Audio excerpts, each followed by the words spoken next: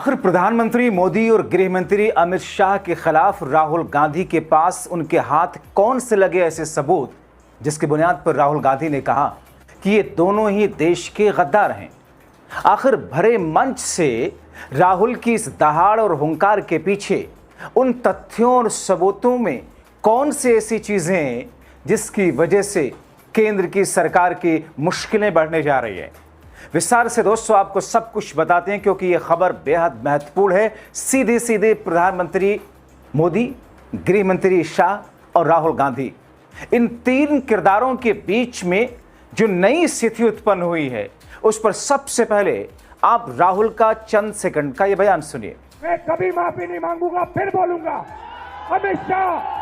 अमित शाह और नरेंद्र मोदी गद्दार हैं क्योंकि उन्होंने कॉन्स्टिट्यूशन पर आक्रमण किया है। सुन लो अच्छी तरह, मैं तुम लोगों से नहीं डरता हूं और हिंदुस्तान की जनता इस बात को समझ गई है और हिंदुस्तान की जनता भी आपसे नहीं डरती है।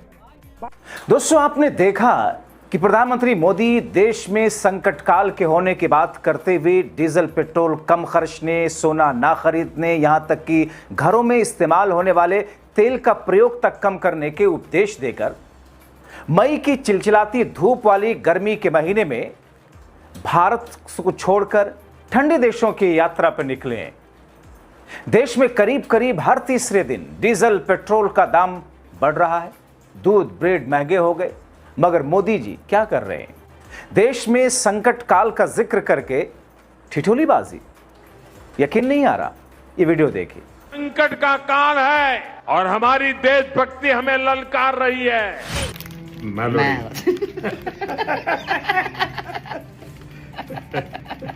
चलिए कुछ देर के लिए मान लेते हैं कि अपनी विश्व गुरु वाली छवि को धार देने के लिए कुछ भी करें, मगर ऐसा तो ना करें श्रीमान जी। आपने देखा ना कि मोदी जी ने इटली की लेडी पीएम को चॉकलेट गिफ्ट करके किस अंदाज में, किस तरीके से खिलखिला रहे हैं। Prime Minister Modi brought us a gift, a very, very good toffee.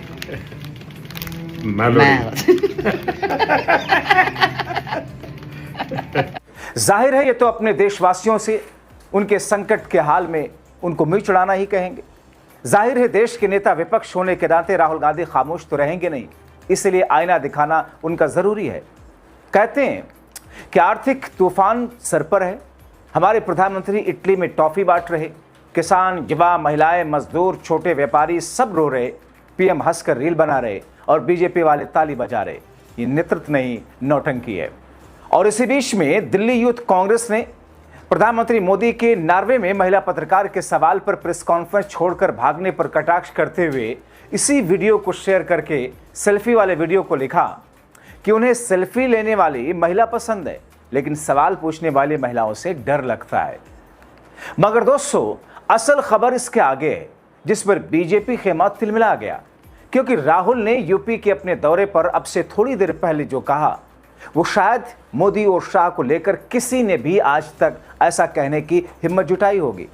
Rahul ने कहा कि आपके पास संघ और बीजेपी के लोग आए, बिना डरे उनसे कहिए कि प्रधानमंत्री आपका गद्दार है, गृह मंत्री आपका गद्दार है। इन्होंने संविधान पर आक्रमण किया, आपने अंबेडकर पर आक्रमण किया, गांधी पर आक्रमण किया। अभी आरएसएस से कार्यकर्ता आपके सामने आएंगे, नरेंद्र मोदी की बात करेंगे, अमित शाह की बात करेंगे, उनसे आप सामने उनको कहो कि आपका प्रधानमंत्री गद्दार है, आपका होम मिनिस्टर गद्दार है, आपका संगठन गद्दार है, आपने हिंदुस्तान को बेचने का काम किया है, आपने हमारे संगठन, आपने हमारे संविधान पर आक्रमण किया है, आपने अंबेडकर जी पर आक्रमण किया है, आपने वीरापासी जी पर आक्रमण किया है, आपने गांधी जी पर आक्रमण किया है। खुल के उनसे कहिए। दोस्तों राहुल के इन कठोर शब्दों से हो सकता है बहुत सारे लोग सहमत नहीं हैं और नहीं होंगे कि राहुल के लिए, कि मोदी के लिए ऐसे शब्दों का प्रयोग उचित नहीं है। मैं भी इन शब्दों के प्रयोग से राहुल गांधी ने जो किया सहज नहीं हूं, मगर राहुल ने गद्दार शब्द कहने की जो पृष्ठभूमि बताई वो भी सुनिए, कहानी का पूरा संदर्भ समझिए। राहुल ने कहा कि संविधान, लोकतंत्र कुचला जा रहा। संविधान केवल एक दस्तावेज नहीं बल्कि डॉक्टर BR आम्बेडकर, महात्मा गांधी, वीर पासी नारायण, गुरु बसवन्ना, बुद्ध, गुरु नानक, कबीर जैसे महान विचारकों की विचारधारा को प्रतिबिंबित करता है। इन महापुरुषों की विचारधारा की रक्षा ठीक से नहीं हो रही। क्योंकि हमारे सामने संविधान पर हमला हो रहा। इन शब्दों के प्रयोग पर खुद ही राहुल गांधी जवाब देते हुए कहते हैं कि वो कहेंगे कि माफी मांग लीजिए। मैं बिल्कुल माफी मांगने को तैयार न हूं। तो जो संविधान पर आक्रमण करता है, जो संविधान को नष्ट करता है, उसको आप क्या कहोगे? उसको क्या कहोगे? गद्दार कहोगे।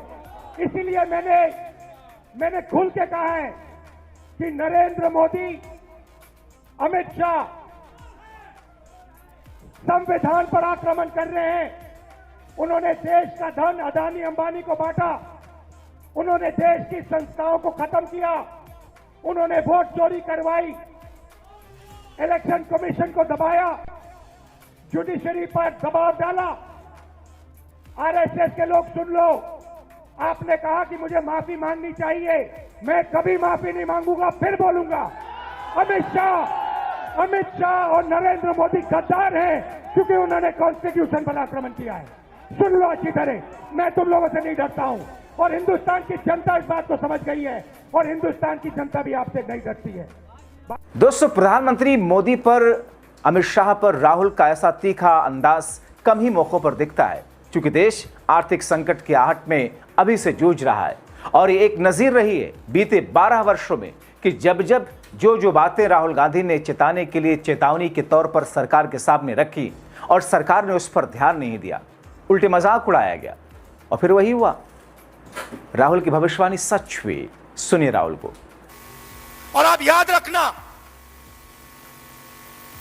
नरेंद्र मोदी कहेगा, आपसे कहेगा, रोएगा, जैसे कोविड के समय रोया था, जैसे नोटबंदी के समय रोया था, रोएगा और कहेगा मेरी गलती नहीं है। और मैं आपको बता रहा हूं कि गलती सिर्फ नरेंद्र मोदी, अमित शाह और आरएसएस की है, क्योंकि इन्होंने इसको खत्म किया है। देख लेना, 1 महीने के अंदर टीवी पे आएगा नरेंद्र मोदी, रोएगा, हाथ जोड़ेगा, जैसे नोटबंदी में कहा था मुझे लटका देना फांसी से। नोटबंदी उसने की, आपसे पैसा उसने छीना, आपके घर से पैसा उसने छीना और फिर आके हाथ जोड़ दिए और कहा कि मुझे लटका देना फांसी पे अगर काला धन नहीं खत्म हुआ। काला धन खत्म हुआ। उसके बाद कोविड के समय वही बात की, मजदूरों को मरवा दिया, घर भेज दिया, लॉकडाउन कर दिया और अरबपतियों का लाखों करोड़ रुपए कर्जा माफ कर दिया। और फिर से करने वाला है। चुनाव से पहले कहा कि पेट्रोल की कोई कमी नहीं है, गैस की कोई कमी नहीं है, पेट्रोल के दाम नहीं बढ़ेंगे। और आज जब पेट्रोल के दाम बढ़ रहे हैं तो अंबानी पेट्रोल हिंदुस्तान के बाहर भेज रहा है। अंबानी रूस से पेट्रोल खरीदता है और बाहर बेचता है। और अंबानी नरेंद्र मोदी की फंडिंग उस पेट्रोल के पैसे से करता है। यह सच्चाई है। तो दोस्तों, राहुल की इस अंदाज, राहुल की इस हुंकार और राहुल की इस दहाड़ को लेकर के हो सकता है बहुत सारे लोगों को आपत्ति हो, लेकिन राहुल जो बात कह रहे हैं उस बात का काउंटर क्या भारतीय जनता पार्टी करने की स्थिति में है?